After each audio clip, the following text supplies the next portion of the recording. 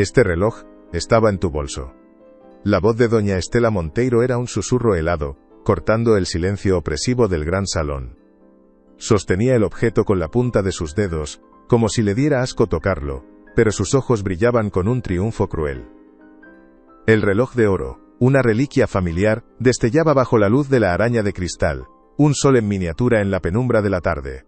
Laura, la joven niñera, se quedó sin aliento. Su rostro, normalmente lleno de una calidez contagiosa, se convirtió en una máscara de pálida confusión. Miró el reloj, luego su propio bolso abierto sobre la mesa de caoba y finalmente a Enrique, el padre de la niña que cuidaba.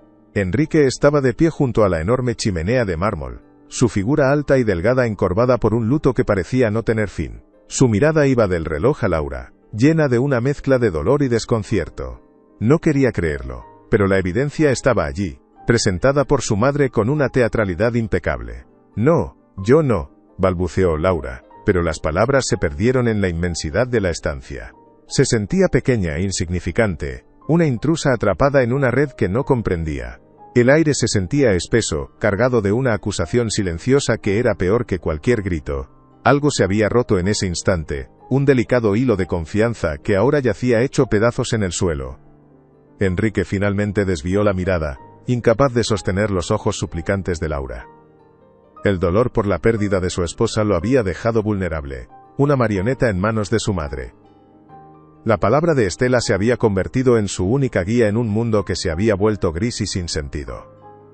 Laura, lo siento, dijo, y su voz sonó hueca, extraña, como si perteneciera a otra persona. Recoge tus cosas, no puedes seguir trabajando aquí. Cada palabra era un martillazo en el corazón de la joven. El despido no era solo la pérdida de un empleo, era la pérdida de Gabriela, la niña de 7 años que se había convertido en el centro de su mundo. Pero señor Enrique, yo nunca, por favor tiene que creerme, suplicó ella dando un paso hacia él. Doña Estela se interpuso, una barrera de seda y perlas. Ya has oído a mi hijo, no causes más problemas, siseó, su voz baja pero llena de veneno. La humillación era total, pública, frente al hombre al que había llegado a respetar, y a la mujer que la despreciaba desde el primer día. Laura sintió que las lágrimas quemaban sus ojos, pero se negó a derramarlas, no les daría esa satisfacción. Asintió lentamente, una rendición silenciosa. El silencio que siguió fue profundo, roto solo por el tic-tac distante de un reloj de pared, marcando los últimos segundos de su vida en aquella casa. La injusticia era una píldora amarga, casi imposible de tragar. El camino hacia la puerta principal pareció durar una eternidad. Cada paso sobre el suelo de mármol pulido resonaba como un eco de su fracaso. Los retratos de los antepasados de los Monteiro la observaban desde las paredes, sus miradas severas y acusadoras. Se sentía como una criminal caminando hacia su sentencia. El mayordomo, un hombre de rostro impasible, la esperaba con su maleta en la mano, una maleta que contenía poco más que ropa humilde y sueños rotos. La opulencia de la mansión ahora la asfixiaba, cada objeto de lujo parecía burlarse de su pobreza y de su ingenuidad. Había creído que en aquel lugar podría encontrar un hogar, una familia, pero solo había encontrado una jaula dorada llena de tristeza y manipulación. Confiaste demasiado, Laura, se dijo a sí misma, un pensamiento amargo que le revolvió el estómago. Se detuvo un instante antes de cruzar el umbral, mirando hacia atrás, esperando un milagro, una voz que la detuviera. Pero solo hubo silencio. Un silencio frío y definitivo. Si te gusta este tipo de contenido, no te olvides de suscribirte a nuestro canal. Publicamos videos todos los días, y dale like al video si te gusta esta historia y déjanos en los comentarios contándonos de dónde eres y a qué hora nos escuchas. Afuera, el sol de la tarde madrileña la cegeó, con acento agudo por un momento. Un contraste brutal con la oscuridad que sentía en su interior. El portón de hierro forjado se cerró detrás de ella con un sonido metálico y final. Estaba sola. Laura, ¿a dónde vas? Una vocecita temblorosa la sacó de su estupor. Gabriela estaba de pie en la escalinata de la entrada, con su pijama de conejitos y los ojos muy abiertos, llenos de una confusión que reflejaba la de Laura. La niña había escapado de la vigilancia de su abuela para buscar a la única persona que le daba consuelo. Corrió hacia ella y se abrazó a sus piernas con fuerza, como si temiera que el viento se la llevara. Gaby, mi amor. Tengo que irme, dijo Laura, agachándose para quedar a su altura. Su voz se quebró al pronunciar esas palabras. Le acarició el cabello suave y rubio, intentando memorizar cada detalle de aquel rostro angelical. La pequeña negó con la cabeza, sus labios formando un puchero. «No, no te vayas. Prometiste que no te irías», susurró, y una lágrima solitaria rodó por su mejilla pálida. El corazón de Laura se partió en 1000 pedazos. Ver aquel dolor era peor que cualquier acusación, peor que cualquier humillación. «Lo sé, cariño, lo sé, pero a veces los adultos tienen que hacer cosas que no quieren», intentó explicar, aunque las palabras sonaban vacías incluso para ella. ¿Cómo explicarle a una niña la crueldad y la injusticia del mundo de los mayores? Era una tarea imposible, una herida que no sabía cómo curar. «¿Tú nunca me vas a dejar, Laura, como hizo mamá?». La pregunta de Gabriela fue un puñal directo al alma de Laura. La inocencia de la niña, su miedo al abandono, era un peso insoportable. Laura la abrazó con fuerza, sintiendo el pequeño cuerpo temblar contra el suyo. «Nunca te dejaré en mi corazón, Gaby, nunca», le susurró al oído. Buscó en el bolsillo de su abrigo y sacó un pequeño objeto. Era un sencillo medallón de madera de olivo, con una delicada flor tallada en el centro. Lo había hecho ella misma, en sus pocas horas libres, pensando en la niña. «Toma, quiero que tengas esto», dijo, colocando el cordón de cuero alrededor del cuello de Gabriela. «Mi abuela decía que la madera de olivo protege de la tristeza. Mientras lo tengas, una parte de mí estará siempre contigo, protegiéndote». La niña miró el regalo, sus dedos pequeños trazando el contorno de la flor. Una pequeña sonrisa iluminó su rostro por un instante. «Gracias, Laura», murmuró, aferrándose a él como si fuera un ancla en medio de una tormenta. Desde una ventana del segundo piso, doña Estela observaba la escena con una mueca de desdén. Aquella despedida no hacía más que confirmar sus sospechas. La niñera era una manipuladora. Pero lo que nadie sabía era el verdadero poder que residía en ese simple trozo de madera. Dentro de la mansión, Enrique se había refugiado en su despacho, un santuario oscuro lleno de libros que ya no leía y recuerdos que lo atormentaban. Se sirvió una copa de coñac con mano temblorosa, el líquido ámbar apenas calmando el temblor de su interior. La imagen de los ojos de Laura, llenos de una dolorosa inocencia, se repetía en su mente una y otra vez. ¿Y si se había equivocado? La duda era una pequeña semilla venenosa que comenzaba a germinar en su conciencia. Su madre entró sin llamar, como siempre. «Hiciste lo correcto, hijo», dijo, su voz suave pero firme, la voz de alguien que no admite réplica. Esa muchacha era una mala influencia. Gabriela necesita estabilidad, no las fantasías de una campesina. Enrique no respondió, solo apuró su copa.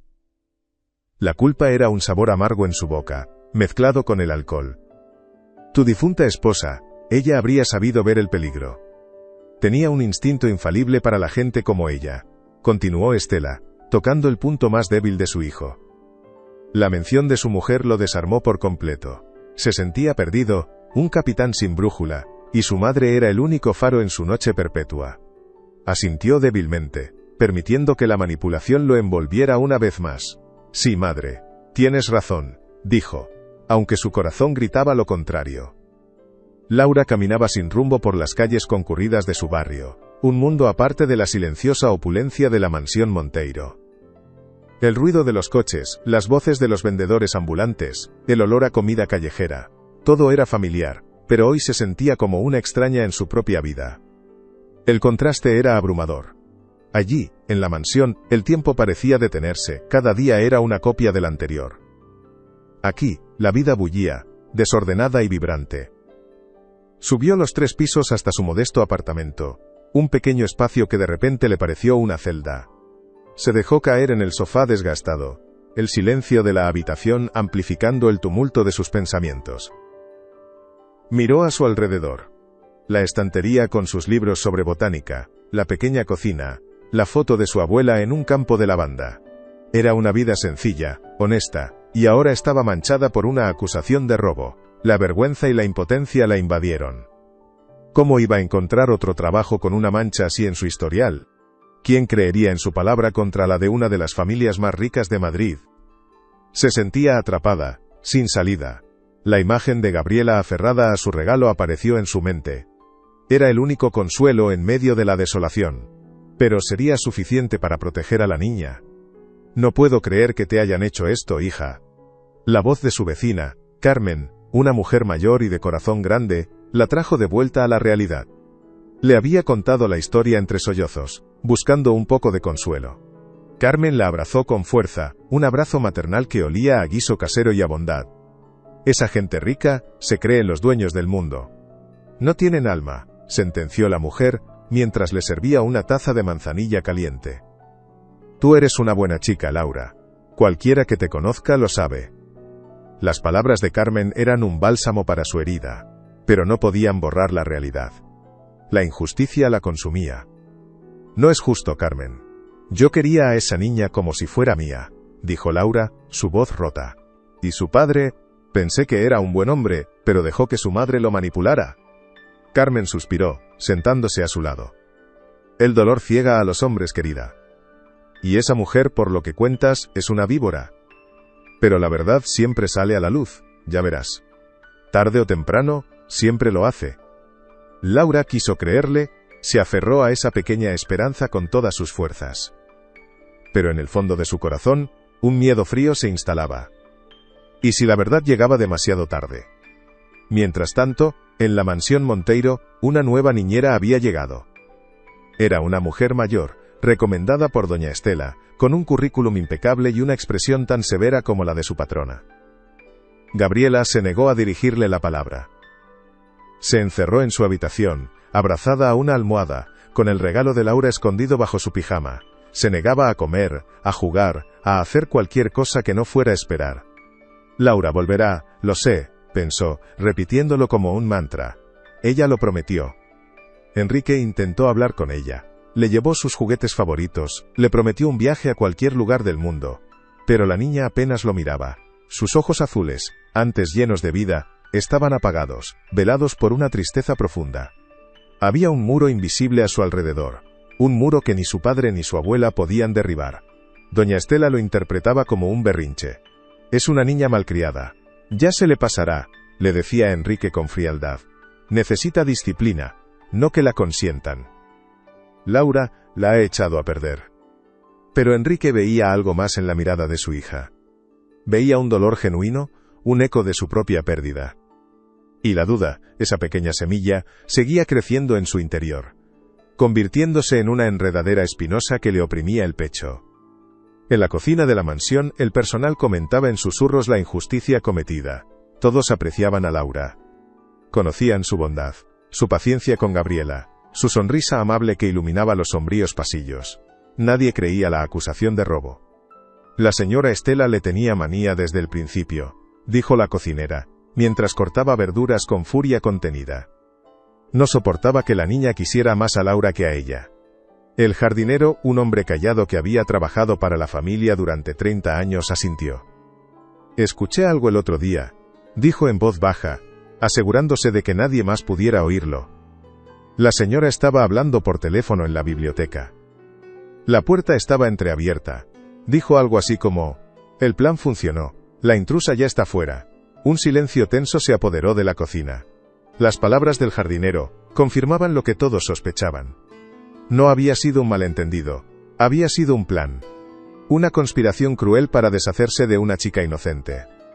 Pero ¿quién se atrevería a desafiar a doña Estela Monteiro?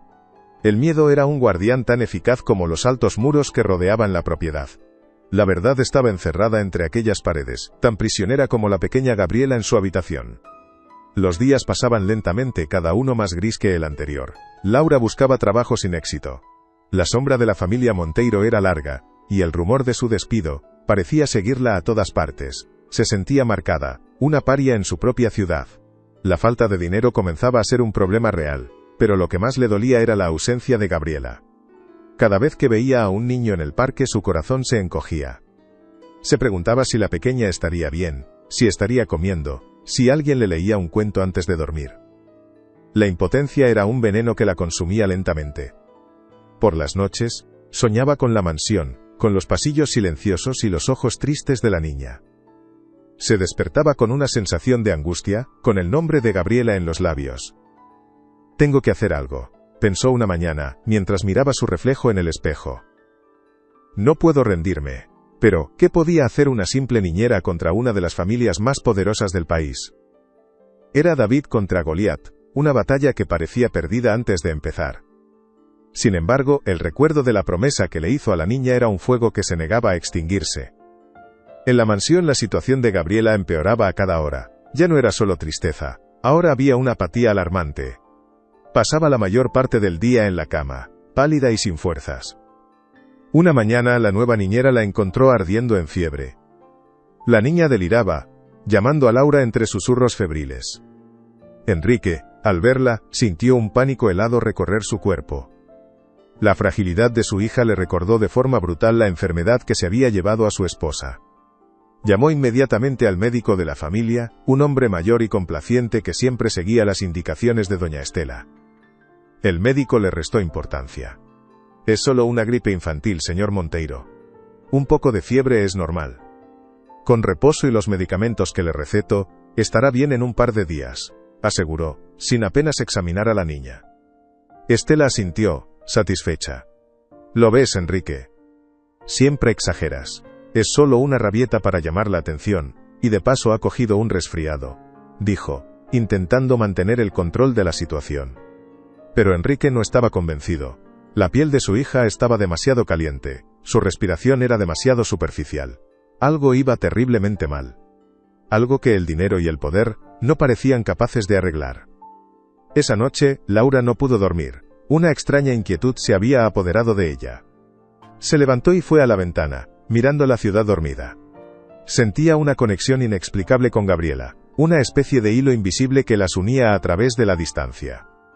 Algo no está bien, pensó, un escalofrío recorriendo su espalda. Siento que me necesita. Era una sensación irracional. Una intuición que no podía explicar con palabras, pero que era tan real como el aire que respiraba.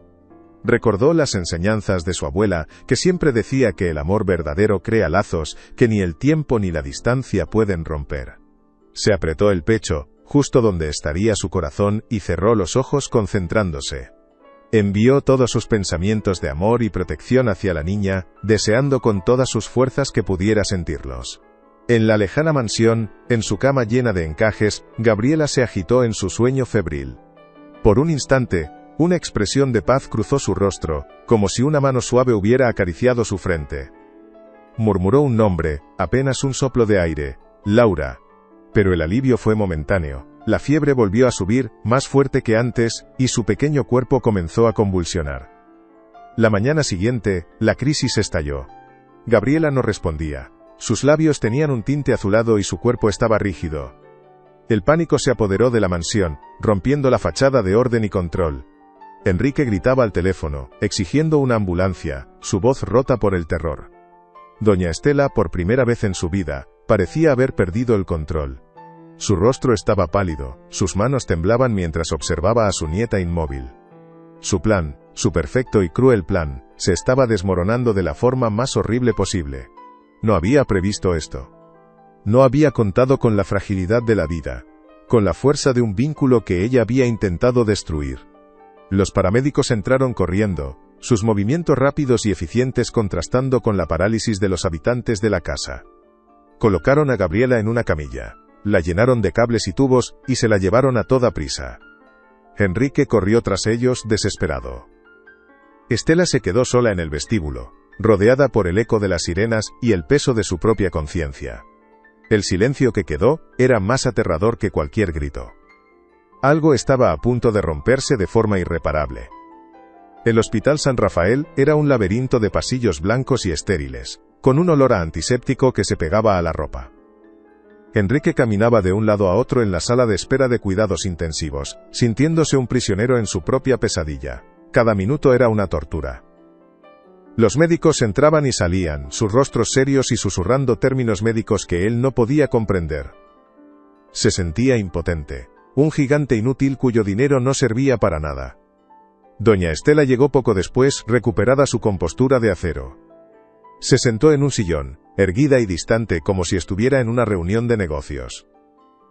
«Esto es culpa de esa chica», dijo en voz baja, pero con una convicción aterradora. El estrés al que sometió a la niña, su influencia negativa, todo esto es consecuencia de su paso por nuestra casa. Enrique la miró, y por primera vez, no vio a su madre sino a una extraña. La frialdad de sus palabras, su necesidad de encontrar un culpable en lugar de mostrar preocupación, le revolvió el estómago. «Basta, madre. Por favor, ahora no», dijo, su voz cargada de un agotamiento infinito. No tenía fuerzas para discutir, solo para esperar y rezar. Laura se enteró de la noticia por casualidad. Mientras compraba el pan vio el titular en un periódico sensacionalista. La nieta del magnate Monteiro ingresada en estado crítico.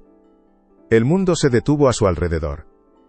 La foto de Gabriela, sonriente en un jardín, le oprimió el corazón.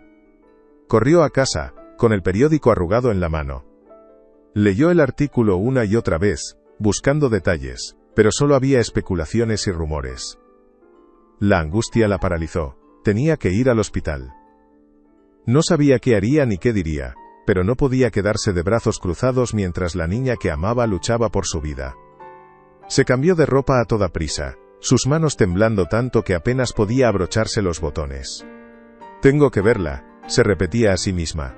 «Ella me necesita, lo sé». Salió a la calle y tomó el primer autobús que pasaba en dirección al hospital. El viaje se le hizo eterno, cada parada una tortura. Miraba por la ventana sin ver nada, su mente fija en una sola imagen, el rostro pálido de Gabriela. La promesa que le hizo, la protección del pequeño amuleto de madera. ¿Serían suficientes para salvarla? La esperanza y el miedo libraban una batalla feroz en su interior. Horas después un médico alto y de aspecto cansado salió a la sala de espera. Era el doctor Méndez, se presentó ante Enrique y Estela. Su expresión era grave, despojada de cualquier falsa esperanza. «Hemos hecho todas las pruebas posibles. La condición de Gabriela es extremadamente rara. Es una respuesta autoinmune agresiva y de origen desconocido. Lo lamento profundamente, pero su sistema está colapsando. Le damos, como mucho, 48 horas». Cada palabra fue un clavo en el ataúd de la esperanza de Enrique. El mundo se desvaneció, dejando solo un zumbido agudo en sus oídos. 48 horas. El tiempo, que antes se extendía infinito, ahora se había encogido hasta convertirse en un puñado de arena escurriéndose entre sus dedos. Miró a su madre, esperando algún tipo de consuelo, pero el rostro de Estela era una máscara de fría determinación. «Tiene que haber algo que puedan hacer, doctor. Somos los Monteiro. El dinero no es un problema», dijo ella, su voz con un filo de acero. El doctor Méndez negó con la cabeza, una expresión de cansancio en sus ojos. «Señora, esto va más allá del dinero, la medicina tiene sus límites. Lo único que podemos hacer ahora es mantenerla cómoda».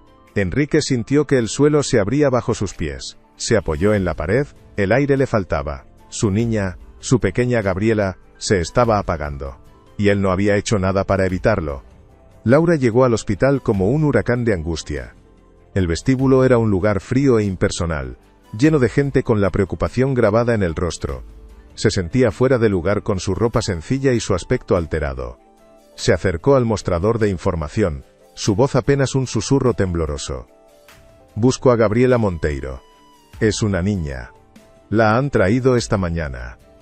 La recepcionista, una mujer de mediana edad con gafas, tecleó en su ordenador con una lentitud exasperante. «Un momento, por favor». Laura sentía que cada segundo era una eternidad. Su corazón latía con una fuerza descontrolada, un tambor en el silencio del hospital. Finalmente, la mujer levantó la vista. Unidad de cuidados intensivos pediátricos, 3ª planta. Pero el acceso está restringido solo a familiares directos. La palabra restringido fue como un muro que se levantaba frente a ella. «Pero yo soy su niñera. La he cuidado durante meses. Por favor, necesito verla», suplicó, sus ojos llenándose de lágrimas. La recepcionista la miró con una mezcla de compasión y firmeza. «Lo siento, señorita. Son las normas del hospital. No puedo hacer nada». Laura se sintió completamente impotente, una extraña a la que se le negaba el derecho a preocuparse. Pero no iba a rendirse. Enrique vagaba por los pasillos como un fantasma. La culpa lo devoraba desde dentro, una bestia con garras afiladas. Cada decisión que había tomado desde la muerte de su esposa parecía ahora un error catastrófico. Había permitido que su madre lo controlara, que envenenara su juicio. Había despedido a la única persona que había traído un poco de luz a la vida de su hija. He cometido un error terrible, pensó, las palabras resonando en su mente con la fuerza de una sentencia. Se detuvo frente a un gran ventanal que daba a la ciudad. Las luces de Madrid parpadeaban a lo lejos, indiferentes a su tragedia personal. Recordó la risa de Gabriela cuando jugaba con Laura en el jardín, un sonido que no había vuelto a escuchar desde que ella se fue. Recordó la forma en que los ojos de Laura se iluminaban al hablar de la niña, con un cariño genuino que no se podía fingir. ¿Cómo pudo haber sido tan ciego? La acusación de robo ahora le parecía absurda, una farsa cruel orquestada por su madre. Pero ya era demasiado tarde. El tiempo se agotaba, y él había alejado a la única persona que quizás podría haber marcado una diferencia. La desesperación era un pozo oscuro y profundo, y él estaba cayendo en él sin poder hacer nada. Laura decidió ignorar las reglas. Tomó el ascensor hasta la tercera planta, su corazón latiendo con una mezcla de miedo y determinación. El pasillo de la UCI pediátrica era silencioso, un silencio pesado y antinatural, roto solo por el pitido rítmico de las máquinas. Vio a Enrique de espaldas, mirando a través de un cristal hacia una de las habitaciones. Se acercó lentamente, con el corazón en un puño. Al llegar a su lado, sus ojos se encontraron con la imagen más desoladora que había visto en su vida. Gabriela yacía en la cama, pequeña y frágil, rodeada de tubos y monitores. Su rostro estaba pálido, sus labios casi sin color. Parecía una muñeca de porcelana rota. El aire se escapó de los pulmones de Laura en un sollozo ahogado. Enrique se giró al oírla. Sus ojos estaban rojos e hinchados, su rostro marcado por el dolor. Por un instante, el abismo que los separaba desapareció. Solo eran dos personas unidas por el amor a una niña. Laura, susurró él, su voz rota. Ella no pudo responder, solo negó con la cabeza, las lágrimas corriendo libremente por sus mejillas. El dolor era un lenguaje universal que no necesitaba palabras. Señor Enrique, ¿qué ha pasado? ¿Qué le han dicho los médicos?, preguntó Laura finalmente, su voz temblorosa pero clara. Necesitaba saber, necesitaba entender la pesadilla en la que se encontraban. Enrique tardó en responder, como si las palabras fueran demasiado pesadas para pronunciarlas. Dicen que no saben lo que tiene. Una enfermedad autoinmune, muy agresiva. Le dan 48 horas. La frase cayó como una losa en el silencio del pasillo. Laura sintió un frío glacial recorrer su cuerpo. No podía ser. Se negó a aceptarlo. No. Eso no es posible. Ella estaba bien. Solo estaba triste, echaba de menos a su madre. Balbuceó, buscando una explicación lógica, algo a lo que aferrarse. Miró de nuevo a la niña a través del cristal. Recordó las pesadillas de Gabriela, cómo se despertaba gritando, empapada en sudor. Recordó cómo ella, Laura, lograba calmarla con solo poner su mano en su frente y susurrarle palabras tranquilizadoras. Algo que ninguna medicina había conseguido. Hay algo más, algo que los médicos no están viendo, pensó, una convicción naciendo en medio de la desesperación. Era una intuición, un conocimiento profundo que venía de su conexión con la niña. Justo en ese momento, doña Estela apareció al final del pasillo, caminando con su elegancia depredadora de siempre. Su rostro se contrajo en una mueca de desprecio al ver a Laura.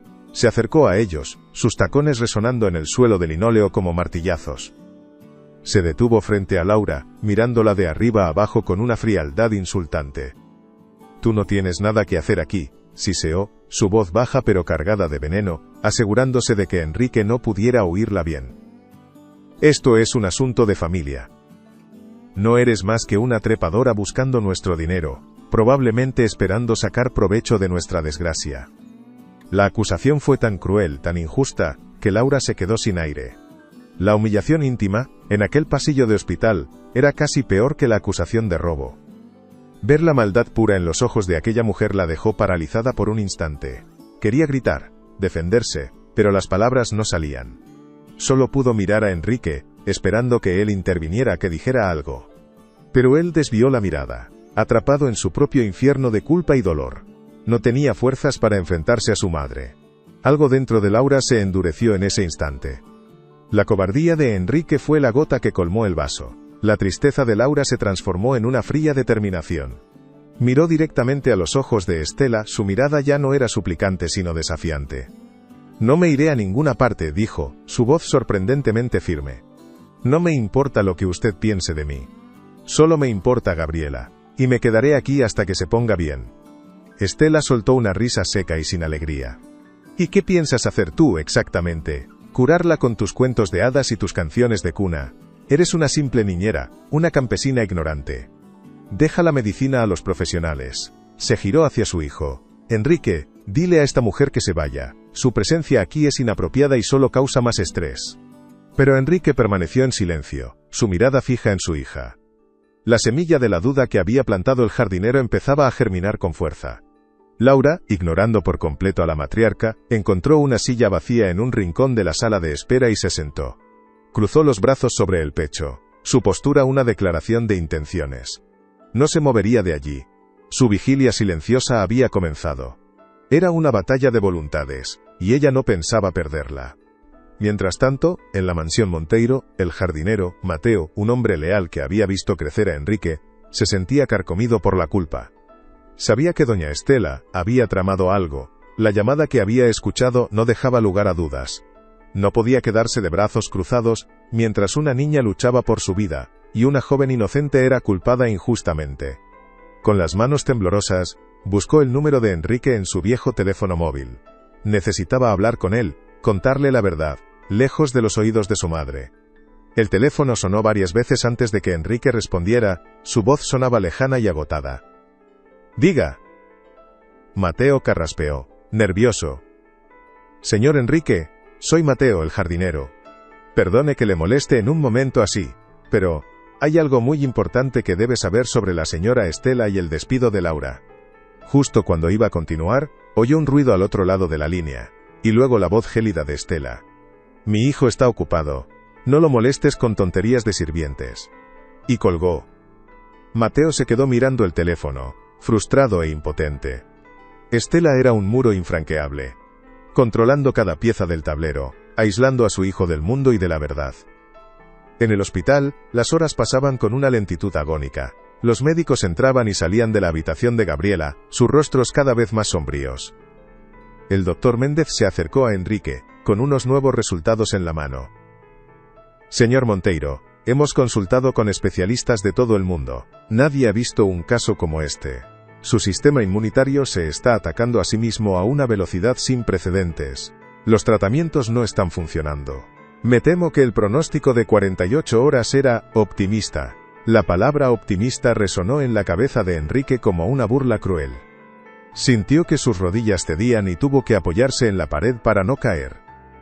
Su madre estaba a su lado, colocando una mano en su brazo, un gesto que pretendía ser de consuelo pero que se sentía como el de un carcelero. «Tenemos que ser fuertes, hijo.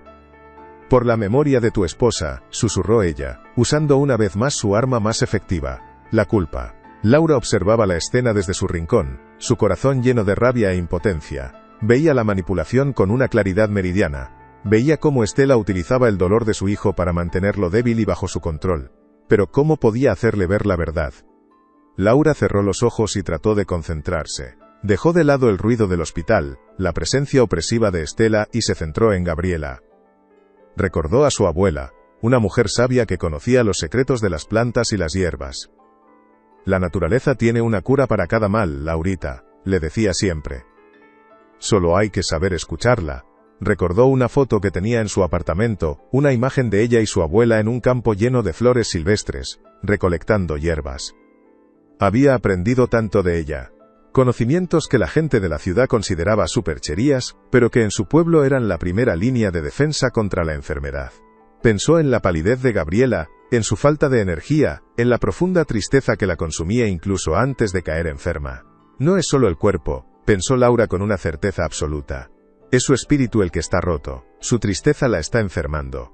Los médicos solo veían células y anticuerpos, pero no veían el alma herida de una niña que había perdido a su madre, y sentía que su padre también la abandonaba.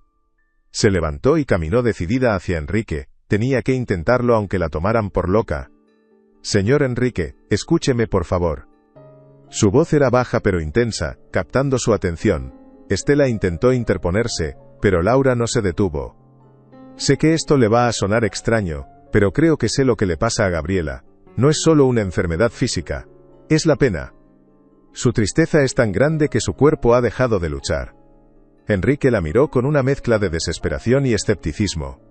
El doctor Méndez, que pasaba por allí, escuchó la conversación y se acercó con una sonrisa condescendiente. Señorita, con todo el respeto, la pena no causa un fallo multiorgánico. Somos científicos, no poetas. Le ruego que no dé falsas esperanzas al señor Monteiro con teorías sin fundamento. La humillación ahora era pública, frente a un médico y varias enfermeras que se habían detenido a escuchar. Laura sintió el rubor subir a sus mejillas, pero no retrocedió. Mi abuela era curandera. Me enseñó que el cuerpo y el alma están conectados. Hay remedios, hierbas que pueden calmar el espíritu y ayudar al cuerpo a sanar. Por favor, déjeme intentarlo. ¿Qué podemos perder? La pregunta quedó flotando en el aire, un desafío a la lógica y a la ciencia. Está completamente loca, exclamó Estela, su voz resonando en el pasillo. Enrique, vas a escuchar a esta charlatana.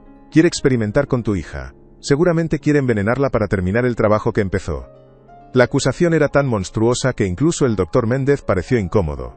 Enrique miró a Laura, luego a su madre, y finalmente a la puerta de la habitación de su hija. Estaba atrapado entre dos mundos, el mundo frío y sin esperanza de la ciencia, y el mundo extraño pero extrañamente convincente de la fe de Laura. Su mente le decía que su madre y el médico tenían razón. Pero su corazón, su instinto de padre, le gritaba que estaba perdiendo a su hija, y que debía intentar cualquier cosa, por desesperada que fuera. No sé qué hacer, murmuró, pasándose las manos por el pelo con desesperación. Se sentía como un hombre ahogándose, viendo dos manos extendidas hacia él, una enguantada y estéril, la otra cubierta de tierra y oliendo a hierbas. ¿Cuál de las dos debía tomar? El tiempo corría en su contra, y cada segundo de indecisión era un segundo menos para Gabriela. Laura se dio cuenta de que las palabras no eran suficientes. Tenía que darle a Enrique una prueba, algo tangible. Cuando Gabriela tenía pesadillas, comenzó, su voz calmada en medio de la tensión. Yo le preparaba una infusión muy suave de melisa y manzanilla.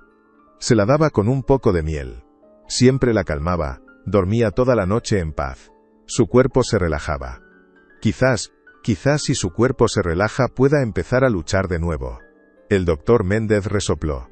Un té de hierbas. Fascinante. Señorita, su hija está conectada a un cóctel de los fármacos más potentes que existen. ¿De verdad cree que una manzanilla va a hacer alguna diferencia? Su tono era burlón, diseñado para ridiculizarla y poner fin a la conversación. Pero sus palabras tuvieron el efecto contrario en Enrique. Recordó las noches en que había escuchado a Laura canturrear suavemente en la habitación de Gabriela. Recordó cómo la niña, que antes se despertaba llorando varias veces por noche, había comenzado a dormir tranquila. Eran pequeños detalles que había ignorado, pero que ahora cobraban un nuevo significado. Eran pequeñas pruebas de que Laura tenía una conexión especial con su hija, un poder sanador que iba más allá de lo convencional. Seguridad, por favor, a la tercera planta, dijo Estela en su teléfono, con una calma aterradora. Tenemos a una intrusa que se niega a abandonar las instalaciones y está acosando a mi familia. Se giró hacia Laura con una sonrisa triunfante. Se acabó tu espectáculo, querida. La seguridad del hospital ya ha sido notificada de su presencia. Si no se marcha por su propia voluntad, será expulsada por la fuerza. No permitiremos que una ladrona perturbe nuestra paz en un momento como este. Lo dijo en voz alta, deliberadamente, para que las enfermeras y otros familiares en la sala de espera pudieran oírla. La palabra ladrona resonó, y varias personas se giraron para mirar a Laura con curiosidad y desconfianza. La humillación pública fue completa. Laura se sintió pequeña, juzgada, su reputación hecha trizas por segunda vez por la misma mujer. Sintió que las lágrimas volvían a quemarle los ojos, pero esta vez se las tragó. La ira le dio fuerzas. No iba a huir. No iba a dejar que esa mujer ganara. El destino de Gabriela estaba en juego, y ella era la única que parecía tener una pizca de esperanza. Enrique finalmente reaccionó. La amenaza de su madre, su crueldad calculada, rompió la parálisis que lo atenazaba. «Basta, madre», dijo, su voz baja pero llena de una autoridad que no había usado en meses. «Basta ya». Se acercó a Laura, ignorando la mirada atónita de su madre y del doctor. «Laura, ¿de verdad crees que puedes ayudarla?» No había burla en su voz, solo una desesperación pura y desnuda. Estaba buscando un milagro, y estaba dispuesto a encontrarlo en el lugar más inesperado. Laura lo miró a los ojos, y en ellos vio el reflejo de su propio dolor. Asintió lentamente. No puedo prometerle nada, señor Enrique. No soy médico. Pero sé que el amor y la fe pueden hacer cosas que la ciencia no entiende. Y yo quiero a su hija. Déjeme estar con ella, por favor. Su sinceridad era abrumadora. Una luz en la oscuridad de aquel hospital. 2 guardias de seguridad aparecieron al final del pasillo, caminando hacia ellos con paso decidido. La confrontación era inminente. El tiempo se había acabado. Enrique tenía que tomar una decisión. Y tenía que ser ahora. ¿Confiaría en la mujer a la que había traicionado, o se sometería una vez más a la voluntad de su madre? No se la lleven, ordenó Enrique a los guardias, que se detuvieron en seco confundidos. Se giró hacia su madre, y por primera vez, la miró sin miedo, sin culpa. Ella se queda. Y tú, madre, ¿vas a dejar de interferir? Has hecho suficiente daño. La cara de Estela pasó de la sorpresa a la furia en cuestión de segundos. Enrique, ¿te has vuelto loco? ¿Vas a poner la vida de tu hija en manos de esta delincuente? La acusación flotó en el aire, pero esta vez, no tuvo efecto. La única delincuente que veo aquí es la que me ha mentido y manipulado durante meses, respondió él, su voz cortante. Se dirigió al doctor Méndez. Doctor, le pido 5 minutos. 5 minutos para que la señorita vea a mi hija. A solas. El médico iba a protestar, pero la mirada de Enrique lo detuvo. Vio a un padre que había llegado a su límite, un hombre que ya no tenía nada que perder. Suspiró, derrotado. 5 minutos. No más. Y no puede administrarle nada. Solo observarla. Era una pequeña concesión, pero para Laura, era el mundo entero. Era una oportunidad, una puerta entreabierta en medio de un muro de desesperación. Mientras Laura se preparaba para entrar, Enrique sintió la necesidad de estar a solas un momento. El enfrentamiento con su madre lo había dejado temblando. Entró en la habitación vacía de al lado y se sentó en el borde de la cama. Necesitaba pensar, respirar. Su mirada se posó en la mesita de noche de Gabriela, en la habitación contigua, visible a través de un pequeño cristal interior. Vio los objetos que las enfermeras habían retirado para hacer espacio. Un osito de peluche, un libro de cuentos y algo más, algo pequeño y de madera. Se levantó y entró en la habitación de su hija, moviéndose con cuidado para no hacer ruido. El pitido de las máquinas era un recordatorio constante de la fragilidad de la vida de su hija. Se acercó a la mesita y cogió el objeto. Era un sencillo medallón de madera de olivo, con una flor delicadamente tallada. Lo reconoció al instante. Era el regalo de despedida de Laura. Gabriela lo había llevado puesto todos los días hasta que la ingresaron. Lo había guardado como su tesoro más preciado. Sostenerlo en su mano fue como recibir una descarga eléctrica. Era un símbolo de todo lo que había perdido, de la confianza rota, del amor incondicional que había expulsado de su casa. Enrique apretó el objeto en su mano, la madera suave y cálida contra su piel. Un torrente de recuerdos lo inundó. Recordó el día en que Laura le dio el regalo a Gabriela, la sonrisa triste pero llena de amor en su rostro. Recordó las... No, dijo Enrique, su voz un eco en el pasillo estéril. Se separó de su madre y del médico, su movimiento repentino y decidido. No voy a esperar aquí a que el tiempo se agote. No voy a rendirme. El doctor Méndez intentó razonar con él, hablando de aceptación y de la dura realidad de la ciencia, pero Enrique ya no lo escuchaba. Sus palabras eran ruido blanco, un zumbido sin sentido frente a la imagen de su hija desvaneciéndose. Ustedes no la conocen. No saben lo fuerte que es, dijo, más para sí mismo que para los demás. Se giró, y miró a Laura, que seguía en su rincón, una figura de silenciosa resistencia. Sus miradas se cruzaron por un instante. Y en ese instante, una decisión inquebrantable se forjó en el corazón de Enrique. No sabía qué haría, pero sabía que no podía hacerlo sin ella. Tenía que encontrar una manera de romper el muro de la medicina convencional, y sentía, con una certeza que desafiaba toda lógica, que Laura era la única que tenía la llave. Se dirigió hacia los ascensores, su paso rápido y urgente. Estela lo llamó, su voz teñida de pánico al ver que perdía el control. «Enrique, ¿a dónde vas? No hagas una locura». Pero él no se detuvo. Las puertas del ascensor se cerraron, reflejando el rostro furioso de su madre y la expresión desconcertada del médico. Estaba solo con su desesperación, y con una última y frágil brizna de esperanza. Corrió por las calles de Madrid sin un destino claro. El aire frío de la noche le quemaba los pulmones, pero no se detuvo. Su mente era un torbellino de culpa y arrepentimiento. Cada semáforo en rojo, cada rostro anónimo en la multitud era una tortura. ¿Cómo había podido ser tan ciego? ¿Cómo había permitido que el dolor lo convirtiera en un títere en manos de su madre? La imagen de Laura, acusada injustamente en su propio salón, lo perseguía como un fantasma. Recordó su dignidad, la forma en que había mantenido la cabeza alta a pesar de la humillación. Recordó su bondad con Gabriela, un amor tan puro y desinteresado que debería haber sido evidente para cualquiera. ¿Dónde estaría? ¿A dónde iría alguien con el corazón roto? Pensó, su mente buscando frenéticamente una respuesta. Y entonces, un recuerdo vago pero nítido acudió a su mente. Una conversación con Laura, semanas atrás, en el jardín de la mansión.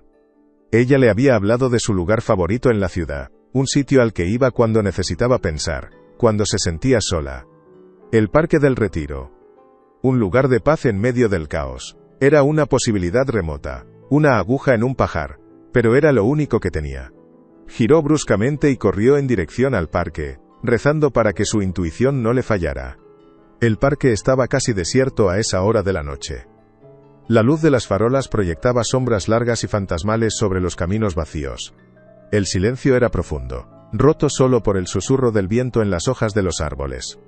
Enrique caminó por los senderos, su corazón latiendo con una mezcla de esperanza y temor. Llamó su nombre en voz baja, «Laura», pero solo el eco le respondió. Se sentía un idiota, persiguiendo una fantasía mientras su hija se moría en un hospital. Estaba a punto de darse por vencido, de volver y aceptar la terrible derrota, cuando la vio. Estaba sentada en un banco de madera, de espaldas a él, mirando hacia el estanque oscuro. Su figura era pequeña y encogida, la viva imagen de la desolación. Se acercó lentamente, con el corazón en un puño, sin saber qué decir, cómo empezar a enmendar el daño irreparable que había causado. Ella no pareció oírlo llegar. Estaba completamente absorta en su dolor. En su mano, sostenía un pequeño objeto oscuro, aferrándolo con fuerza, como si fuera un ancla en medio de su tormenta personal. Se detuvo a unos pasos de ella, el aliento contenido, preparándose para la conversación más difícil de su vida. El destino de su hija, y quizás el suyo propio, dependía de lo que sucediera en los próximos minutos. «Laura», dijo él, su voz apenas un susurro. Ella se sobresaltó, girándose bruscamente. Al verlo, su rostro se transformó, pasando de la sorpresa a una expresión de dolor y desconfianza. Se levantó, como si quisiera huir. «Por favor, no te vayas. Necesito hablar contigo», suplicó Enrique, dando un paso hacia ella. Ella retrocedió, manteniendo la distancia. «No tenemos nada de qué hablar, señor Monteiro. Ya me dejó muy claro lo que piensa de mí», respondió ella, su voz fría, pero con un temblor que delataba su herida. Enrique sintió cada palabra como un puñetazo. «Lo sé, y me equivoqué. Me equivoqué terriblemente. Fui un cobarde, un ciego. No hay excusa para lo que hice. Solo puedo pedirte perdón». Las palabras salieron de su boca con una sinceridad cruda, despojadas de todo orgullo. Laura lo miró, sus ojos buscando cualquier rastro de falsedad, pero solo encontraron una desesperación abrumadora. «Su perdón no cambia nada», dijo ella, su voz suavizándose un poco. «No puede devolverme mi reputación, no puede borrar la humillación». Él asintió, aceptando la verdad de sus palabras. «No puedo, pero quizás puedas ayudarme a salvar a mi hija». La mención de Gabriela lo cambió todo. El muro de Laura comenzó a resquebrajarse. «Gabriela, está muriendo Laura», dijo Enrique, su voz quebrándose. «Los médicos le han dado horas. Dicen que no hay nada que hacer. Pero yo no les creo. Yo creo en ti». Laura lo miró, atónita. «¿En mí? ¿Después de acusarme de ladrona? ¿Después de echarme a la calle como a un perro?» El dolor y la incredulidad luchaban en su interior. «Fui un necio», repitió él. «Mi madre me manipuló. Me envenenó la mente con sus mentiras. Pero cuando te vi en el hospital, cuando vi la forma en que la mirabas a través del cristal, supe que eras la única que de verdad se preocupaba por ella. La única que la quería de verdad. Hizo una pausa, su mirada cayendo sobre el objeto que ella todavía sostenía en su mano. Por favor, Laura, vuelve al hospital. Intenta lo que sea. Tus hierbas, tus canciones, cualquier cosa.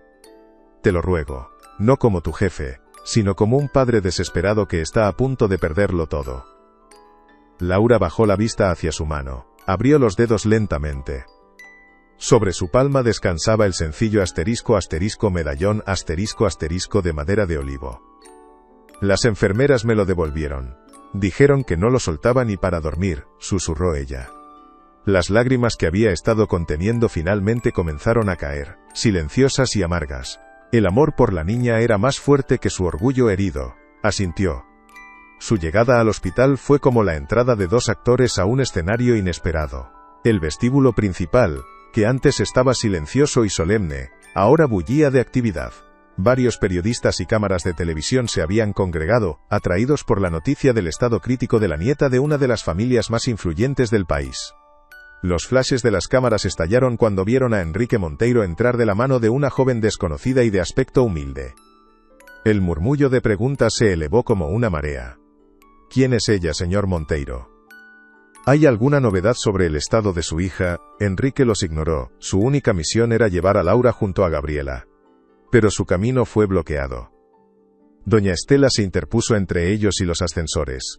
Su rostro, una máscara de furia helada. Detrás de ella, el doctor Méndez observaba la escena con desaprobación. Enrique, has perdido el juicio por completo, siseó Estela, su voz lo suficientemente baja para que solo ellos la oyeran. Pero su desprecio era visible para todos.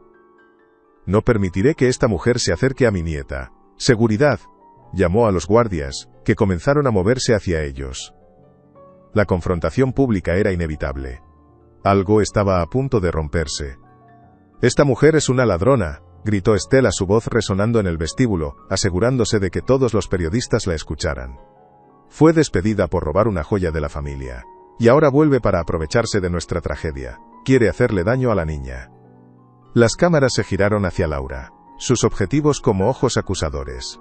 Laura se encogió. La humillación pública era un golpe brutal. Sintió que todas las miradas la juzgaban, la condenaban. Enrique la sujetó con más fuerza, protegiéndola con su cuerpo. «Eso es mentira», replicó él, su voz tronando por encima del ruido. «Es una mentira que tú inventaste, madre». Estela soltó una carcajada. «Mi hijo delira por el dolor. No sabe lo que dice. Saquen a esta mujer de aquí». Los guardias de seguridad estaban a punto de agarrar a Laura por los brazos. Parecía que todo estaba perdido, que la crueldad de Estela iba a triunfar una vez más. La falsa resolución de la situación parecía inminente, con Laura siendo expulsada y humillada frente al mundo entero. Enrique se preparó para luchar, para resistir, pero sabía que era una batalla perdida. La desesperación lo invadió. Habían llegado tan cerca, solo para fracasar, en el último obstáculo. «No es mentira, yo la oí». Una voz inesperada cortó la tensión. Todos se giraron hacia la entrada. Allí estaba Mateo, el jardinero de la mansión, con su ropa de trabajo y el rostro pálido pero decidido. Había venido al hospital después de que Estela le colgara el teléfono, carcomido por la necesidad de hacer lo correcto. Caminó a través de la multitud de periodistas, que le abrieron paso, sintiendo que la historia estaba a punto de dar un giro dramático. Se detuvo frente a doña Estela, sin dejarse intimidar por su mirada asesina. «Yo la oí, señora», repitió, su voz temblorosa pero firme, dirigiéndose a la multitud. «El día que despidieron a la señorita Laura. Usted estaba hablando por teléfono en la biblioteca, la puerta estaba abierta. Y dijo unas palabras que no he podido olvidar». Hizo una pausa dramática, y el silencio en el vestíbulo era total. Todos contenían la respiración. Dijo: «El plan funcionó a la perfección. La intrusa ya está fuera». La bomba había estallado. Un jadeo colectivo recorrió la sala. Las cámaras se enfocaron frenéticamente en el rostro de Estela, que había perdido todo su color. La virada había llegado, y era más devastadora de lo que nadie podría haber imaginado. La negación de Estela fue débil, un balbuceo incoherente que nadie creyó. «Es un mentiroso.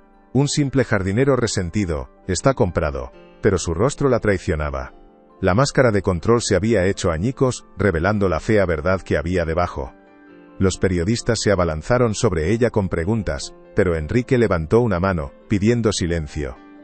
Gracias, Mateo, dijo, su voz cargada de una gratitud inmensa.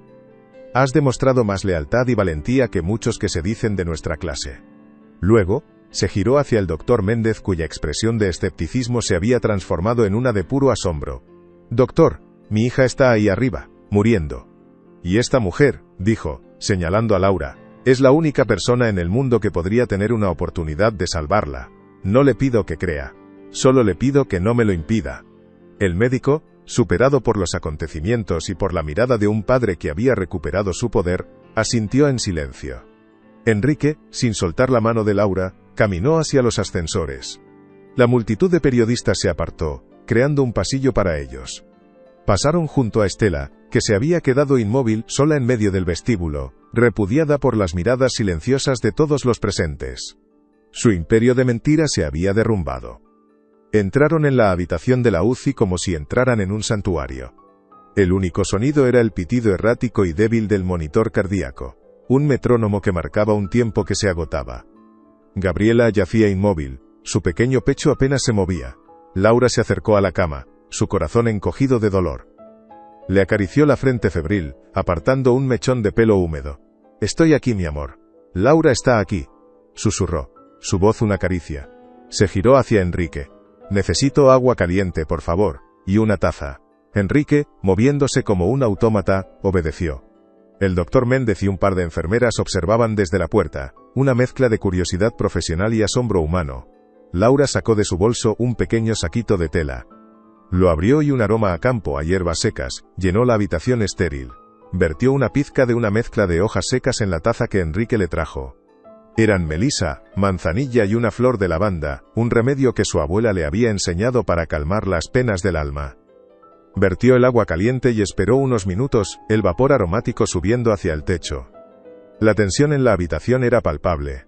Todos los ojos estaban fijos en sus manos. Con una delicadeza infinita, Laura coló la infusión.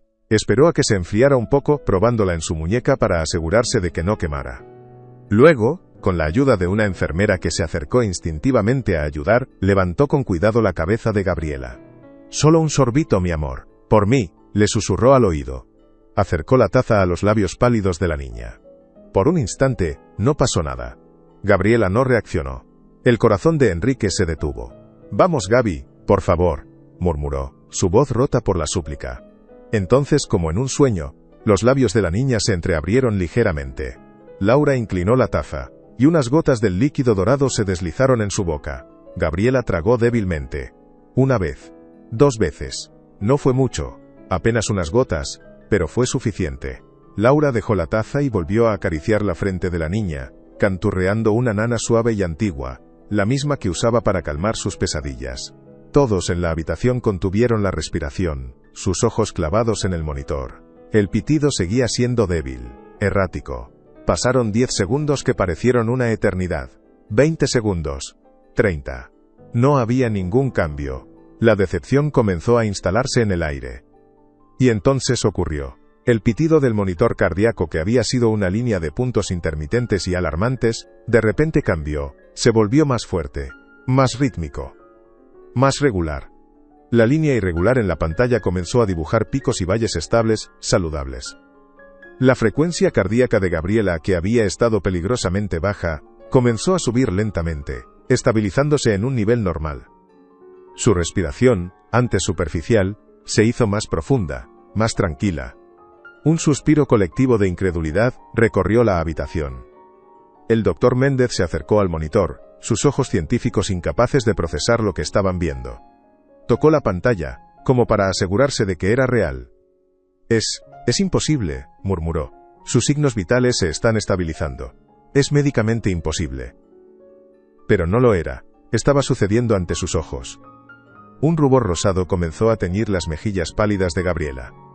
Su ceño, fruncido por el dolor incluso en la inconsciencia, se relajó.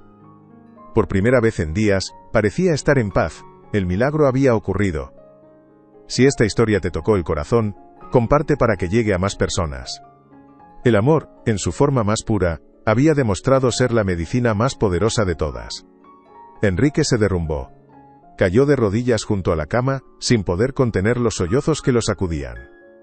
Eran lágrimas de alivio, de gratitud, de un dolor profundo que finalmente encontraba una salida. Miró a Laura, que seguía al lado de la niña, sus propias lágrimas cayendo en silencio sobre la mano de Gabriela que ahora sostenía. «Laura», logró decir entre sollozos. «Perdóname. Perdóname por todo». Ella simplemente asintió, su sonrisa a través de las lágrimas era la absolución que él necesitaba desesperadamente. Se levantó y se acercó a ella.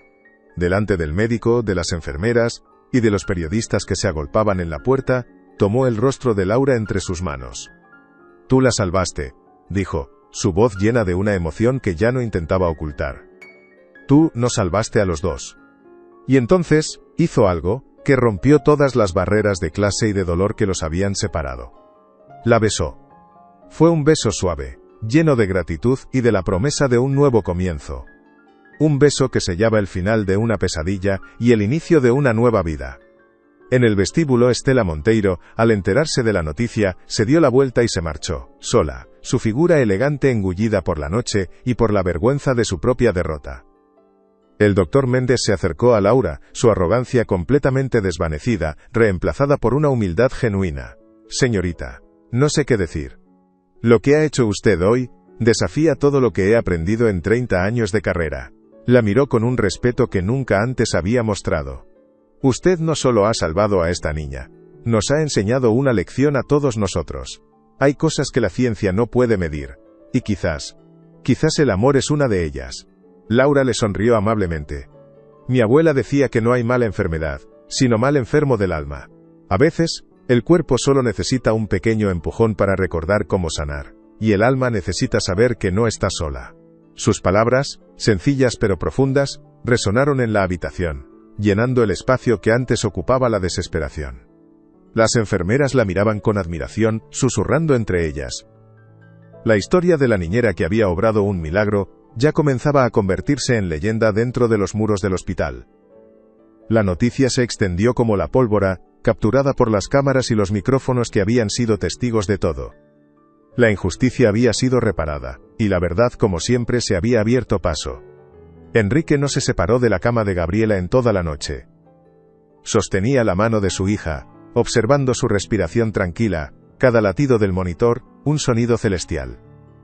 Laura se quedó con él, sentada en un sillón cercano, velando el sueño de ambos. No hablaron mucho, no era necesario.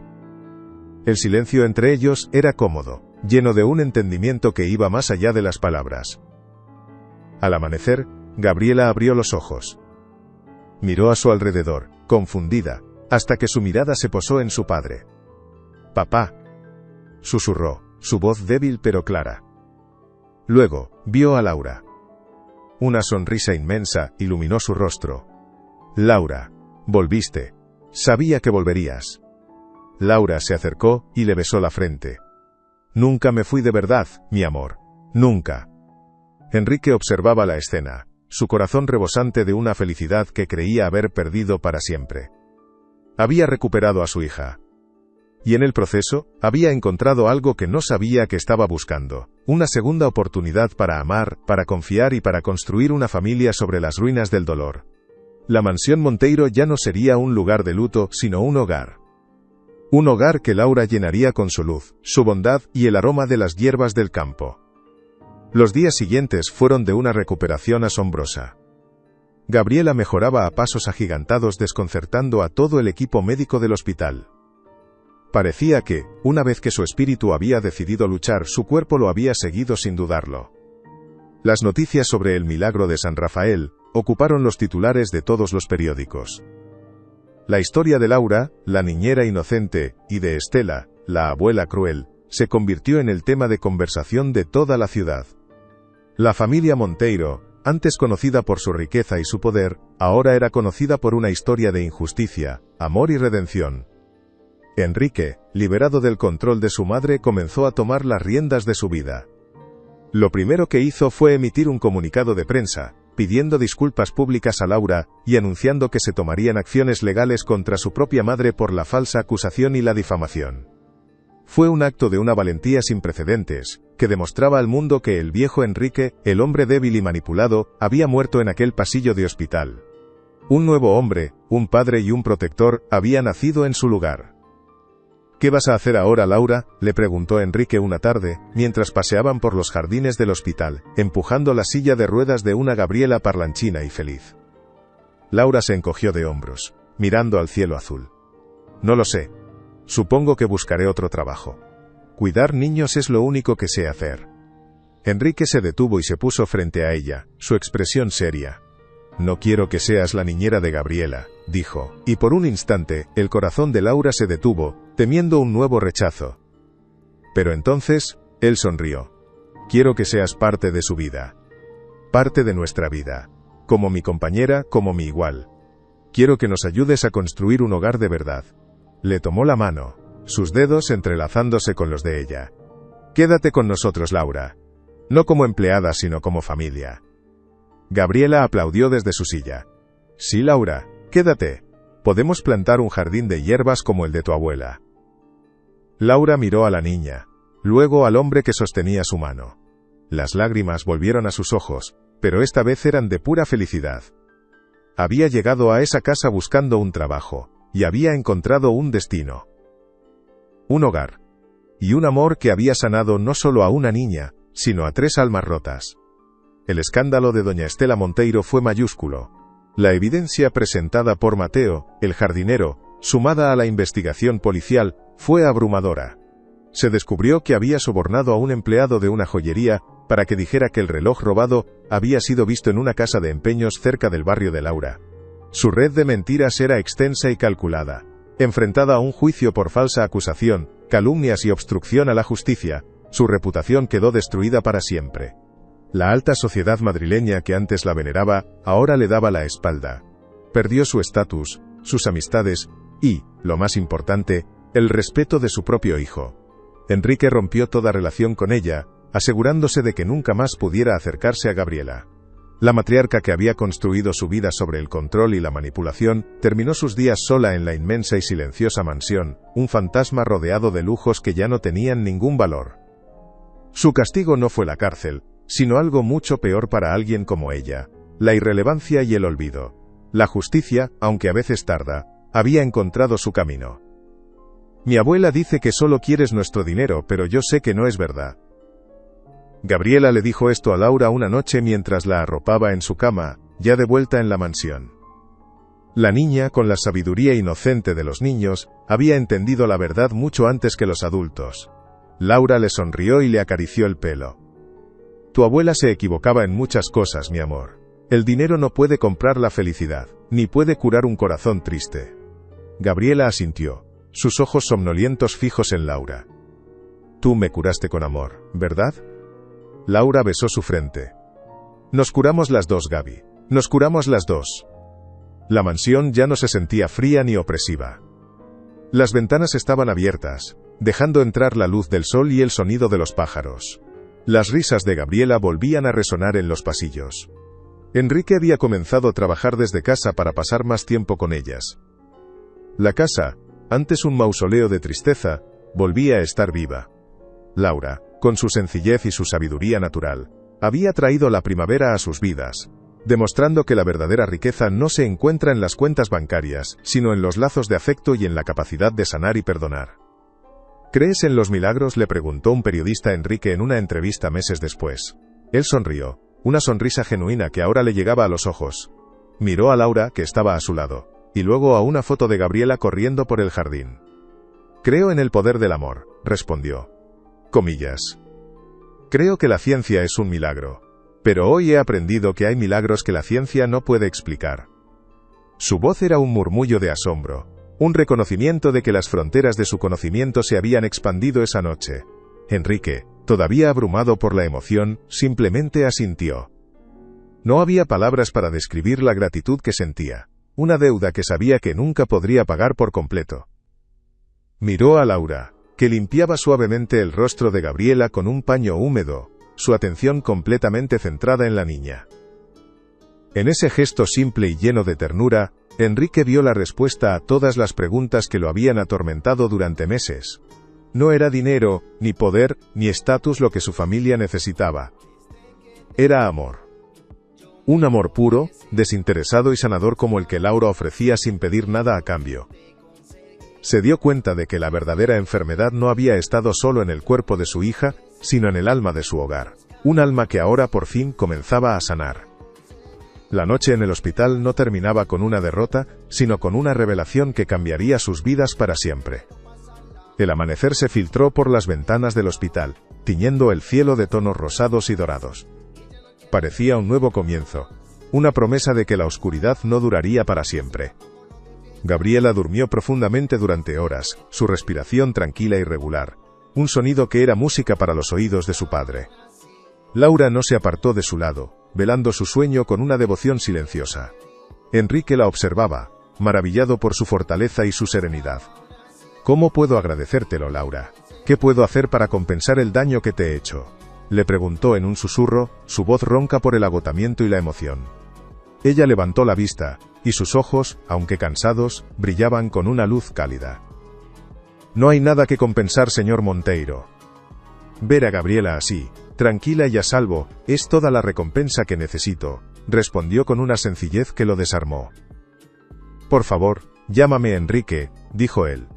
Era un pequeño cambio, pero significaba todo. Era el derribo del último muro que los separaba, el reconocimiento de que ya no eran jefe y empleada, sino dos personas unidas por una experiencia que los había transformado. Algo nuevo y frágil estaba naciendo entre ellos en la quietud de aquella habitación de hospital. La noticia de la recuperación milagrosa de Gabriela se extendió por todo el país como un reguero de pólvora. Los periodistas que habían sido testigos del drama en el vestíbulo del hospital publicaron la historia completa. La cruel conspiración de doña Estela, la valiente intervención del jardinero y el increíble giro de los acontecimientos gracias a la fe y la sabiduría de la joven niñera. Laura se convirtió en una heroína anónima, su rostro en las portadas de los periódicos, un símbolo de esperanza y de la victoria del bien sobre el mal. Las llamadas y los mensajes de apoyo inundaron el hospital y las oficinas de las empresas Monteiro. La gente estaba conmovida por la historia, por la injusticia y por la redención. Por otro lado, la figura de doña Estela se convirtió en el epítome de la villanía. Su nombre fue arrastrado por el fango, su reputación social pulverizada en cuestión de horas. Las puertas que antes se le abrían con reverencia ahora se le cerraban en la cara. El poder que tanto se había esforzado en construir se derrumbó como un castillo de naipes, dejándola sola y expuesta a la vergüenza pública. La justicia social a veces es más rápida y contundente que la legal. Unos días después, Gabriela recibió el alta. Salir del hospital de la mano de su padre y de Laura fue un momento de pura alegría. El aire fresco nunca le había parecido tan dulce, el sol tan brillante. Al llegar a la mansión, todo parecía diferente. Los pasillos, antes sombríos y silenciosos, ahora parecían más luminosos. Las pesadas cortinas de terciopelo habían sido descorridas, dejando que la luz inundara cada rincón. La opresiva presencia de doña Estela se había desvanecido, y con ella, la atmósfera de tristeza que impregnaba la casa. Enrique había dado órdenes claras. Su madre no volvería a poner un pie en esa propiedad. La casa ahora les pertenecía a ellos tres. «Bienvenida a casa, Laura», dijo Enrique mientras cruzaban el umbral, y esta vez, las palabras tenían un significado completamente nuevo. No era la bienvenida a una empleada, sino a un miembro de la familia. Gabriela corrió hacia el jardín, su risa resonando en el aire. Un sonido que la casa no había escuchado en mucho tiempo. Laura sintió que las lágrimas asomaban a sus ojos. Era el final de un largo y doloroso viaje, y el comienzo de un nuevo capítulo que nunca se habría atrevido a soñar. «¿Qué va a pasar ahora, papá? ¿Laura se quedará con nosotros para siempre?», preguntó Gabriela esa noche, mientras Laura la arropaba en la cama. Enrique, sentado al borde de la cama, sonrió y le acarició el pelo. «Eso espero, cariño. Si ella quiere, esta será su casa para siempre», respondió, mirando a Laura con una ternura infinita. Laura sintió un calor extenderse por su pecho. La idea de «para siempre» ya no le daba miedo, sino que la llenaba de una paz profunda. «Claro que me quedaré, mi amor», le dijo a la niña. «Tenemos un jardín de hierbas que plantar, ¿recuerdas?». Gabriela asintió feliz, sus ojos cerrándose lentamente, segura y amada entre las dos personas que más quería en el mundo. Más tarde esa noche, Enrique y Laura se sentaron en el porche, mirando las estrellas. El silencio entre ellos era cómodo, lleno de palabras no dichas. «Mi vida era Gris, Laura. Desde que mi esposa murió, solo he existido, no he vivido. Tú has traído el color de vuelta, confesó él, su voz baja y sincera. Ella apoyó la cabeza en su hombro, un gesto simple pero lleno de significado. Y tú me has enseñado que incluso después de la peor tormenta el sol puede volver a brillar, respondió ella. Los abogados de Enrique se movieron con rapidez. La denuncia por falsa acusación y difamación contra doña Estela siguió su curso. Mateo, el jardinero, fue el testigo estrella. Su testimonio, corroborado por los registros telefónicos de Estela, fue demoledor. La matriarca Monteiro fue declarada culpable. Su sentencia no fue de prisión, debido a su edad, pero las consecuencias fueron igualmente devastadoras para ella. Fue condenada a pagar una indemnización millonaria a Laura. Dinero que Laura inmediatamente anunció que donaría a obras de caridad infantil. Además, se le impuso una orden de alejamiento que le prohibía acercarse a menos de 500 metros de Gabriela o de Laura. Para una mujer cuya vida entera se había basado en el control, la prohibición de ver a su única nieta fue el golpe final. Enrique se aseguró de que Mateo fuera recompensado generosamente por su valentía. Le ofreció una jubilación anticipada con una pensión vitalicia, pero el anciano jardinero se negó. Mi lugar está aquí, señor Enrique, cuidando de este jardín. Viéndolo florecer de nuevo, dijo con una sonrisa. Su lealtad no tenía precio, y su presencia en la mansión era un recordatorio constante de que la bondad y la verdad siempre encuentran un camino. No quiero tu dinero, Enrique, nunca lo quise, dijo Laura con firmeza cuando él intentó hablarle de acuerdos financieros, de asegurarle un futuro. Estaban en el despacho de él, un lugar que antes era oscuro y lúgubre, pero que ahora tenía las ventanas abiertas de par en par. Sé que no lo quieres. Pero quiero que te sientas segura. Quiero reparar el daño que te causé de todas las formas posibles, insistió él. Laura se acercó y le tomó las manos. El daño está reparado. Me has devuelto mi nombre. Me has dado un hogar. Me has dado una familia. Eso es más valioso que todo el dinero del mundo. Enrique la miró a los ojos, conmovido por su pureza de espíritu. Se dio cuenta de que la mejor manera de honrarla no era con dinero, sino con acciones. Entonces ayúdame a hacer algo bueno con él, dijo, una idea comenzando a formarse en su mente. ¿Qué pasaría si pudiéramos ayudar a otros niños como Gabriela? Niños a los que la medicina tradicional no puede dar todas las respuestas. ¿Qué pasaría si pudiéramos combinar la ciencia con tu sabiduría? La pregunta quedó flotando en el aire, cargada de un potencial infinito. La idea se convirtió en un proyecto, y el proyecto en una misión. Enrique invirtió una parte sustancial de la fortuna familiar en crear una fundación. No sería una organización benéfica tradicional. Su objetivo era revolucionario: construir puentes entre la medicina convencional y las terapias complementarias basadas en la naturaleza y el bienestar emocional. Querían financiar investigaciones, crear centros de tratamiento donde los niños pudieran recibir lo mejor de ambos mundos. Un lugar donde los médicos trabajaran codo con herbolarios, terapeutas y nutricionistas. Un lugar donde se tratara al niño en su totalidad, no solo a la enfermedad. Será un lugar donde el alma y el cuerpo sanen juntos, explicó Laura, sus ojos brillando de emoción mientras dibujaban los primeros planos. Enrique la escuchaba, fascinado por su visión y su pasión. Se dio cuenta de que ella no solo había salvado a su hija, le estaba dando un nuevo propósito a su propia vida, un legado que iría mucho más allá de los negocios y las finanzas. Un legado de esperanza. ¿Pero aceptaría el mundo una idea tan radical? El nombre de la fundación fue una elección fácil y unánime. Se llamaría Fundación Gabriela Monteiro.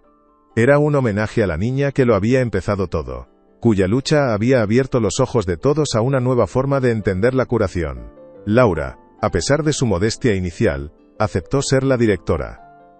Su conocimiento innato, su empatía y su experiencia personal, la convertían en la persona perfecta para liderar el proyecto. Enrique se encargaría de la parte financiera y estratégica, formando un equipo perfecto. El Dr. Méndez, profundamente transformado por la experiencia, fue uno de los primeros en unirse al consejo asesor. Lo que vi en esa habitación de hospital me cambió como médico y como persona, admitió públicamente. Tenemos mucho que aprender los unos de los otros. La ciencia no tiene todas las respuestas, y es arrogante pensar que sí. Su apoyo fue crucial para dar credibilidad al proyecto en la comunidad médica. La fundación se estaba convirtiendo en una realidad. un faro de luz que prometía cambiar la vida de miles de niños. Era la prueba de que de la mayor oscuridad puede nacer la luz más brillante. Un año después, la fundación abrió sus puertas. Era un edificio moderno y luminoso, rodeado de jardines terapéuticos diseñados por la propia Laura. Había invernaderos donde crecían hierbas medicinales, salas de terapia llenas de luz natural, y un equipo de profesionales apasionados y de mente abierta. El día de la inauguración, Enrique subió al estrado para dar un discurso. Miró a la multitud, a los médicos, a los filántropos, a los periodistas, y luego su mirada se posó en Laura y Gabriela que estaban en primera fila. Hace un año, mi mundo se desmoronaba, comenzó, su voz firme y clara. Mi hija estaba al borde de la muerte, y yo estaba perdido en la oscuridad del dolor y la culpa. Pero entonces, una persona me enseñó que la medicina más poderosa no viene en un frasco, sino en el corazón. Me enseñó que el amor, la fe y la bondad tienen un poder sanador que ninguna ciencia puede replicar. Hizo una pausa, sus ojos encontrando los de Laura. Esta fundación no es solo un edificio. Es una promesa. La promesa de que nunca subestimaremos el poder del espíritu humano. Y es un agradecimiento a la mujer que nos salvó a todos. Tras el discurso, mientras los invitados recorrían las instalaciones, Enrique llevó a Laura a un rincón tranquilo del jardín. El sol de la tarde filtrándose entre las hojas de los árboles creaba un ambiente mágico. «Hay algo más que quiero darte», dijo él, su voz un poco nerviosa. Metió la mano en el bolsillo y sacó una pequeña caja de terciopelo. Laura lo miró, confundida. «No es lo que piensas», se apresuró a decir él con una sonrisa. «No todavía». Abrió la caja. Dentro, no había un anillo, sino una simple llave de plata. «Es la llave de esta casa. De nuestro hogar», dijo, poniendo la llave en la palma de la mano de ella. «No como invitada, no como directora de la fundación, sino como mi compañera. Como la dueña de mi corazón y de este hogar, si aceptas serlo». Fue un gesto sencillo, sin pompa ni lujo, pero infinitamente más significativo que cualquier diamante. Laura sintió que su corazón se desbordaba. Tomó la llave y entrelazó sus dedos con los de él. «Acepto», susurró. Y en ese jardín, rodeados por el aroma de las flores y el sonido de las risas de los niños, sellaron su promesa con un beso, un nuevo comienzo floreciendo bajo el sol. La vida en la mansión Monteiro se transformó por completo. Dejó de ser una mansión para convertirse en un hogar vibrante y lleno de amor. Los fines de semana, los jardines se llenaban de niños de la fundación que participaban en talleres de jardinería y arte. Laura enseñaba a los pequeños los secretos de las plantas, mientras Enrique organizaba partidos de fútbol improvisados. Gabriela, ahora una niña sana y extrovertida, era la anfitriona perfecta, compartiendo sus juguetes y sus historias con sus nuevos amigos. La casa, que una vez fue una prisión de tristeza, se había convertido en un santuario de sanación y alegría. Los retratos de los antepasados Monteiro en las paredes parecían sonreír, como si aprobaran la nueva vida que había florecido entre sus muros. Enrique y Laura criaron a Gabriela juntos, en un ambiente de confianza, respeto y amor incondicional. Aprendieron a sanar sus propias heridas del pasado, apoyándose el uno en el otro. Descubrieron que la verdadera familia no es la que te toca por sangre, sino la que eliges con el corazón. Y ellos se habían elegido, contra todo pronóstico, forjando un vínculo indestructible. ¿Crees que la abuela Estela se arrepiente de lo que hizo?, preguntó Gabriela una tarde, mientras ayudaba a Laura a trasplantar unas matas de lavanda. La pregunta, directa e inocente, sorprendió a Laura. Hacía años que no hablaban de ella. Laura dejó su palita de jardín, y se sentó en la hierba junto a la niña. «No lo sé, cariño. Algunas personas se pierden tanto en su propio dolor y en su orgullo que no saben cómo encontrar el camino de vuelta», respondió con sinceridad. «Pero lo importante no es si ella se arrepiente, lo importante es que nosotros la perdonemos. No por ella, sino por nosotros. El rencor es como un veneno que nos tomamos nosotros esperando que le haga daño al otro». Gabriela reflexionó sobre sus palabras. Sus jóvenes ojos llenos de una sabiduría que iba más allá de su edad. «Entonces yo la perdono», dijo finalmente con una sencillez asombrosa, «porque si no la perdonara no podría ser tan feliz como soy ahora». Laura la abrazó con fuerza, conmovida por su madurez. Había criado a una niña, no solo sana de cuerpo, sino también de espíritu. Y esa era su mayor victoria. El tiempo pasó, tejiendo los días en meses, y los meses en años. La Fundación Gabriela Monteiro se convirtió en una institución de renombre mundial, un modelo de atención sanitaria integradora. Sus métodos, antes considerados radicales, ahora se estudiaban en las facultades de medicina. Habían ayudado a miles de familias, ofreciendo esperanza donde antes solo había desesperación. Enrique y Laura nunca se casaron oficialmente. No lo necesitaron. Su compromiso era más profundo que cualquier papel o ceremonia. Eran compañeros de vida, socios en el amor y en su misión de hacer del mundo un lugar un poco mejor. Su amor era una fuerza tranquila y constante, el cimiento sobre el que habían reconstruido sus vidas y las de muchos otros. La mansión, el hospital, el parque. Esos lugares que habían sido escenario de tanto dolor, ahora eran solo recuerdos lejanos, los cimientos de una historia que siempre contarían, no como una tragedia, sino como un testimonio del poder indestructible de la bondad. ¿Pero duraría esa paz para siempre? ¿O el pasado guardaba una última sorpresa? «Mamá, papá, ¿puedo hablar con vosotros un momento?». La voz de Gabriela, ahora una joven de 15 años, resonó en el salón. Había crecido hasta convertirse en una adolescente inteligente, compasiva, y con la misma luz en los ojos que Laura. Enrique y Laura dejaron sus libros y la miraron, expectantes. Gabriela se sentó frente a ellos, sus manos jugueteando nerviosamente en su regazo. «He estado pensando mucho en lo que quiero hacer cuando sea mayor», comenzó. «Y he decidido que quiero ser médico. Pero no cualquier tipo de médico. Quiero trabajar en la fundación. Quiero seguir con vuestro legado». Las palabras de su hija llenaron a Enrique y a Laura de un orgullo inmenso.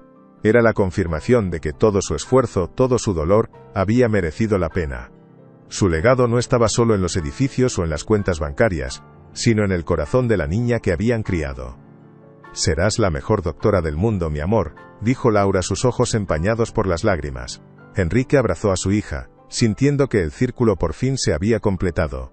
La niña que había sido salvada por un milagro ahora se preparaba para crear los suyos propios.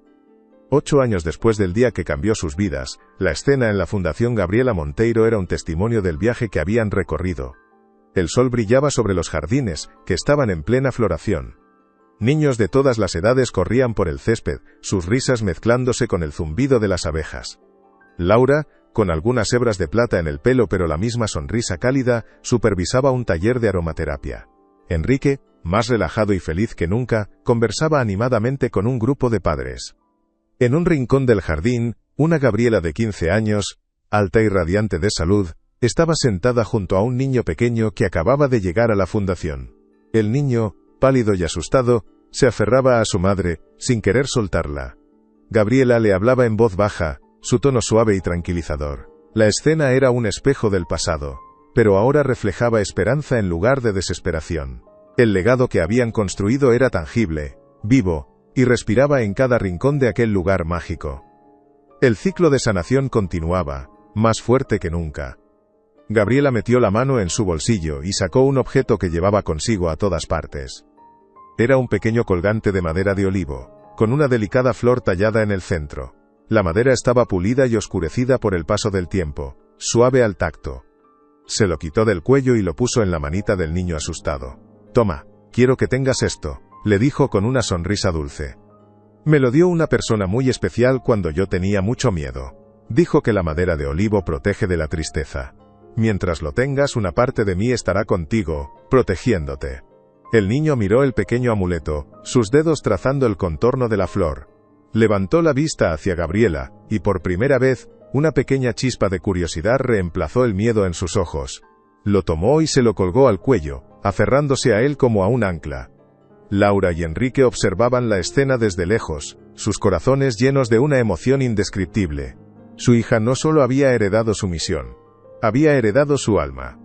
El sencillo regalo de madera, un símbolo de amor incondicional, continuaba su viaje, pasando de un niño sanado a otro que necesitaba sanar, tejiendo una cadena interminable de esperanza.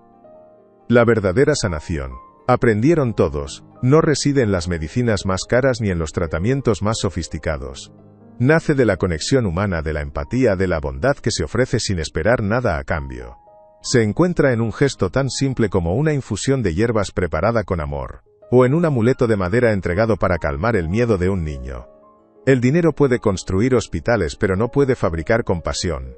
El orgullo puede levantar muros, pero solo la humildad puede construir puentes. La historia de Laura, Enrique y Gabriela no era solo la historia de una familia, sino un recordatorio para todos nosotros. Un recordatorio de que en un mundo a menudo frío y cínico, el amor sigue siendo la fuerza más poderosa y transformadora de todas. Es la única medicina que puede curar no solo el cuerpo sino también el alma rota, demostrando que los milagros no son eventos sobrenaturales, sino actos de amor que decidimos realizar cada día, cambiando el mundo, un corazón a la vez. El legado de la familia Monteiro no se mediría en la fortuna que acumularon, sino en las vidas que tocaron. No en los edificios que construyeron, sino en la esperanza que sembraron. Laura, la joven niñera de origen humilde, les había enseñado la lección más importante de todas, que la mayor riqueza que una persona puede poseer es un corazón capaz de amar incondicionalmente. Y ese amor, como una semilla plantada en tierra fértil, había crecido hasta convertirse en un bosque de sanación que daría cobijo a generaciones venideras. La mansión, ahora un hogar lleno de luz y risas, era la prueba viviente de su triunfo. Enrique encontró en Laura no solo a una compañera sino a su ancla, su brújula, la mujer que le enseñó a vivir de nuevo. Gabriela creció sabiendo que había sido salvada por el amor, y dedicó su vida a compartir ese regalo con el mundo. Juntos, demostraron que no importa cuán oscuro sea el pasado, siempre es posible construir un futuro brillante cuando se hace desde la verdad, el perdón y, sobre todo, desde el amor. ¿Sabes qué es lo más curioso de todo?, le dijo Enrique a Laura una noche, muchos años después, mientras miraban las estrellas desde el mismo porche donde todo había comenzado a cambiar. Laura lo miró, esperando que continuara. Mi madre nos acusó de querer nuestro dinero, dijo él con una sonrisa irónica. Y al final, fuimos nosotros quienes descubrimos la verdadera riqueza, una que ella, con toda su fortuna, nunca pudo comprender. Laura sonrió y se acurrucó a su lado. No había nada más que decir. El cielo nocturno, vasto e infinito, parecía guardar silencio, como si estuviera de acuerdo. Su historia había cerrado el círculo, transformando una herencia de dolor en un legado de amor.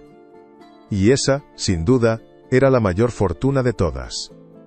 La brisa nocturna traía consigo el aroma de la lavanda y la melisa del jardín, un perfume que siempre les recordaría cómo la simpleza de la naturaleza y la pureza del corazón habían logrado vencer a la más profunda de las oscuridades. 8 años después, la Fundación Gabriela Monteiro había ayudado a más de 5.000 niños. 50 centros afiliados se habían abierto en todo el mundo, replicando su modelo de sanación integral. La combinación de ciencia y sabiduría natural se había convertido en un estándar de atención pediátrica. Una Gabriela adolescente, sana y feliz, se había convertido en la embajadora más joven de la fundación, compartiendo su historia e inspirando a miles de personas. Su vida era la prueba de que la esperanza nunca debe perderse. El pequeño amuleto de madera de olivo se convirtió en un símbolo dentro de la fundación. Cada niño que completaba su tratamiento recibía uno, tallado a mano por artesanos locales. Era un recordatorio de que llevaban consigo la fuerza y la protección del amor que los había sanado. La cadena de bondad que Laura había iniciado con un simple regalo continuaba creciendo, uniendo corazones y demostrando que un pequeño acto de amor puede tener un eco que resuena a través de los años y de las vidas.